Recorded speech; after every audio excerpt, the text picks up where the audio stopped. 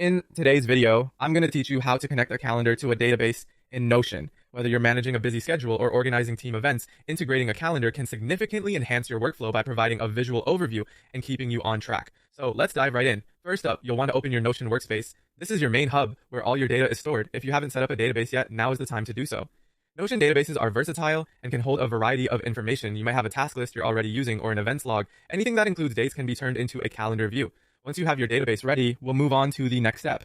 Now look up at the top left corner of your database. You're going to see an option that says plus add a view. Click on this and you'll be greeted with a few different options. From here, choose calendar as the view type. This step is crucial because selecting the calendar view will allow your data to be displayed in an organized and visually appealing way that is focused on dates. Next, it's time to personalize this new view. You'll need to name your view something meaningful. How about calendar view?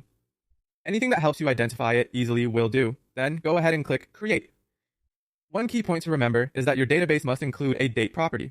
This is because the calendar function relies on dates to organize and display your entries accurately. Without a date property, the calendar won't know where to position your items. Once you've got your calendar view set up, you'll see your database entries start appearing on the calendar based on their dates. This is where the magic happens. You can instantly see what tasks or events are scheduled for specific days, helping you better manage your time. Plus, Notion's flexibility really shines here, allowing you to easily switch between different views. So if you're ever in need of more detail, you can flip back to the table view, or use the board or list views to see your data from different perspectives. The choice is entirely yours, depending on what suits your current task or preference. And that's how you connect a calendar to a database in Notion.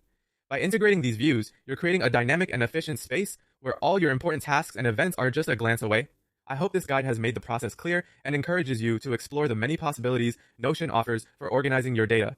Stay tuned for more tips and tricks on optimizing your productivity. Thanks for watching, and I'll see you next time.